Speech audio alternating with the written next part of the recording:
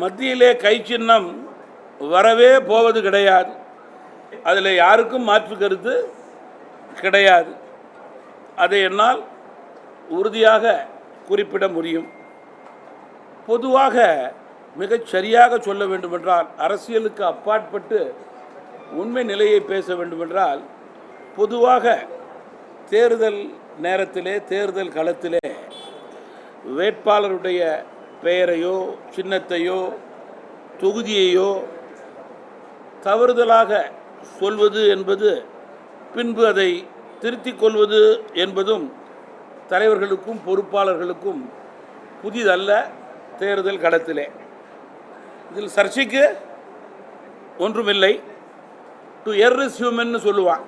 அப்படின்னா தவறு செய்வது மனித இயல்பு, அதை ஒத்துக்கொள்வது அதைவிட மரியாதை என்பதுதான் என்னுடைய பாணி, என்னுடைய கருத்து.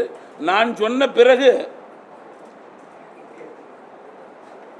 யாருடைய பெயரையும் நான் சொல்ல விரும்பவில்லை. எதிர்கட்சி தலைவர் 2 பேர் சின்னத்தை மாற்றி சொல்லியிருக்கிறாங்க. ஒரு முக்கிய பொறுப்பில் இருக்கின்ற ஆளுங்கட்சியை சேர்ந்தவர் தேர்தல் தேதியை மாற்றி சொல்லியிருக்காரு. மிக உயர்ந்த பொறுப்பில் உள்ளவர்களெல்லாம் சுதந்திர தினத்தையும் கூட மாற்றி சொல்லியிருக்கிறாங்க. இதெல்லாம் அந்தந்த நேரத்துக்கு அந்தந்த ஷார்ட் ஃபிலிம் மாதிரி போடுறீங்கல்ல டிவியில், அதற்கு தானே ஒழிஞ்சு இதெல்லாம் பர்மனெண்ட் அஃபேர் இல்லை. இதெல்லாம் ஒன்றும் ஒரு பெரிய இஷ்யூவும் தேர்தலில் அல்ல. காவிரி நதிநீர் பிரச்சனை இருக்கு. இப்போ தண்ணி கிடைக்காத காரணமே மத்திய அரசு தான் அப்படின்ற ஒரு இருக்கு. எப்படின்னா காவிரி ஆணையம், நதிநீர் ஆணையத்துடைய அதிகாரத்தை குறைச்சது மத்திய அரசு. நம்ம தமிழக முதல்வர் போய் தான் பேசி தீர்க்கணுன்றது உடன்பட இல்லையா?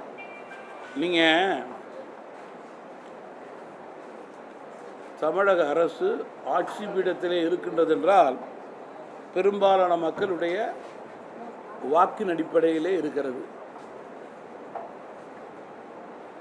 நம்முடைய விவசாயிகளுடைய வாக்கின் அடிப்படையிலேயே இன்றைக்கு இருக்கிறது. அவர்கள் தான் இன்றைக்கி தமிழக விவசாயிகளுக்கு கார்டியன். எம்எல்ஏலையும் எம்பிக்கும் அவர்களுக்குத்தான் பிரதிநிதித்துவம் அதிகம் கொடுத்திருக்கிறார்கள். ஆனால் வாக்கு வங்கி அரசியலுக்காக, கூட்டணி அரசியலுக்காக டெல்லியில் பார்லிமெண்ட்டில் போராடுறது, பிரஸில் பேசுகிறது, இங்கே தமிழகத்தில் அடக்கி வாசிக்கிறது, கர்நாடகாவுக்கு போகிறதே கிடையாது. அங்கே காங்கிரஸ் ஆட்சின்னா இங்கே அவங்களோட அட்ஜஸ்ட்மெண்ட் பாலிட்டிக்ஸ் பண்ணிக்கிறதுன்னா அது விவசாயிகள் ஏற்றுக்கொள்ள மாட்டார். மத்திய அரசும் எங்களோடு துணை நிற்கும், அதை நாங்கள் வலியுறுத்துவோம், தைரியமாக சொல்லுவோம். அந்த தைரியம் திமுகவுக்கு காங்கிரஸ் கட்சியிடம் பேசுவதற்கு இல்லை என்பதுதான் விவசாயிகளிடம் இருக்கின்ற மிகப்பெரிய வருத்தம் இன்றைக்கு.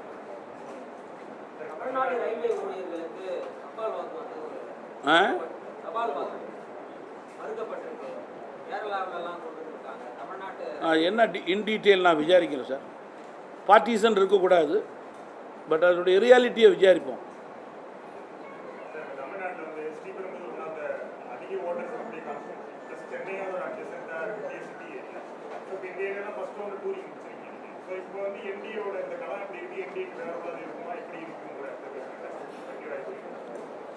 ஸ்ரீபெரும்புதூர் ப்ளஸ் பிரபலங்கள் திமுகவிலே நிற்கக்கூடிய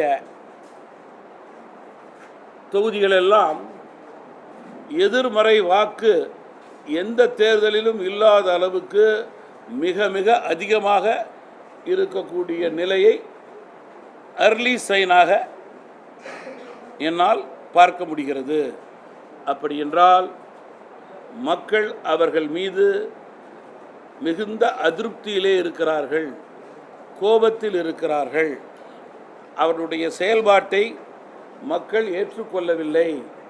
பத்திரிகை தொலைக்காட்சியிலும் டெல்லியிலே பாராளுமன்றத்திலே ஜந்தர் மந்தரிலும் காந்தி மகான் சிலை அருகிலே தான் அவருடைய அரசியல் இருக்கிறதே தவிர அவருடைய தொகுதியினுடைய தெருக்களிலும் சந்துக்களிலும் ஏழை எளிய நடுத்தர மக்களிடமும் அவருடைய சேவையோ அரசியலோ இல்லை என்பதை நன்கு உணர்ந்திருக்கிறார்கள். அவர்களுக்கு தேவை எம்பி ஒரு பட்டத்தை போல, எம்பி ஒரு பட்டம், அதனை வைத்து தங்களை உயர்த்தி கொள்வதற்கு வளர்த்தி கொள்வதற்கு என்பதை மக்கள் தங்களுடைய வாக்காளர்களே அவரவர்கள் தொகுதியிலே நன்கு புரிந்து வைத்திருக்கிறார்கள். எனவே ஸ்ரீபெரும்புதூர் உட்பட பிரபலங்கள் இருக்கின்ற தொகுதிகளிலெல்லாம் எங்களுடைய வெற்றி மேன்மேலும் உறுதி செய்யப்படும்.